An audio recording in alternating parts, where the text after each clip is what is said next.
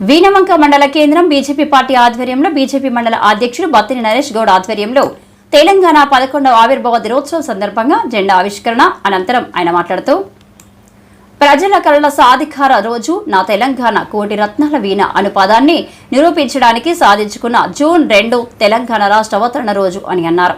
ఈ కార్యక్రమంలో జిల్లా కార్యదర్శి సిహెచ్ నరసింహారాజు, జిల్లా కౌన్సిల్ మెంబర్ దాసరి భాస్కర్, వినోద్, బొంగని సదానందం, ముత్యాల రవీందర్, చిట్టిరెడ్డి కొండలరెడ్డి, అప్పని కోమరయ్య, ఐత బాపన్న, ముష్కుల రాజిరెడ్డి, రాకేష్, బూత్ అధ్యక్షుడు మోటం శ్రీనివాస్, సంతోష్, సిహెచ్ వెంకటేశ్వర్లు, పోతరవేణి శ్రీనివాస్, సురేష్, సిలివెరి రాజు తదితరులు పాల్గొన్నారు.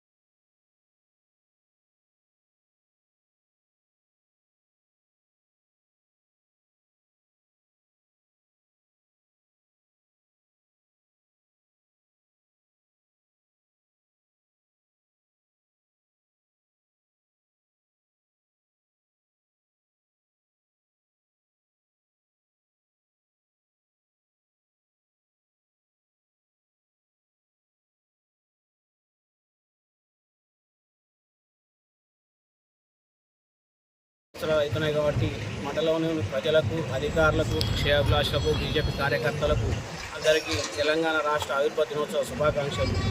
తెలంగాణ రాష్ట్రం వస్తే సుపరిచితంగా, సుశితంగా, శిక్షామలంగా తెలంగాణ ఉంటుందని ఎన్నో కళలు కానీ ఎన్నో ఏళ్ల నుంచి తెలంగాణ ఎందరో అమరవీరులై వాళ్ళ ఆశయాలకు అనుకూలంగా ఇలా తెలంగాణ నడుస్తుందని కళలు కన్నా ఈ తెలంగాణ రాష్ట్రంలో 2 పర్యాయాలు ఓ పార్టీ, ఇప్పుడు కొత్తగా ఓ పార్టీ వచ్చింది. వాళ్ళు హామీలు అమలుపరుచుకునే స్థితిలో ఉన్నారు.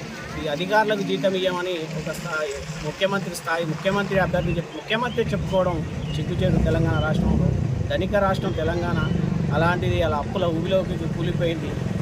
ఇకనైనా తెలంగాణ రాష్ట్రాన్ని ధనిక రాష్ట్రంగా ముందుకు తీసుకుపోవాలని భారతీయ జనతా పార్టీ మండల శాఖ సందర్భంగా మండలంలో ఉన్నటువంటి ప్రజలందరికీ, నాయకులకు అందరికీ శుభాకాంక్షలు తెలుపుకుంటూ, ఆ రోజు తెలంగాణ ఉద్యమంలో సుష్మా స్వరాజ్ గారు వారి అమోఘమైన పార్లమెంట్లో స్పీచ్ ఇచ్చి తెలంగాణకు మద్దతు పలికి ఈరోజు తెలంగాణ రావడానికి ముఖ్య కారణమైనటువంటి సుష్మా స్వరాజ్ గారు ఈరోజు మన మధ్యలో లేకున్నా వారిని స్మరించుకోవడం కోసం ఈ ప్రతి ఆవిర్భావ దినోత్సవం రోజు మనం చేసుకోవాల్సిన అవసరం ఉంటుంది. ఎందుకంటే తెలంగాణ ఆవశ్యకత ఎంత అవసరమో అనేది ఆ రోజు అన్ని పార్టీలకు అర్థమయ్యే విధంగా పార్లమెంట్లో మాట్లాడి వారి ఆ రోజు తెలంగాణ ధనిక రాష్ట్రంగా ఉండి ఈరోజు అప్పుల ప్రభుత్వం కూడా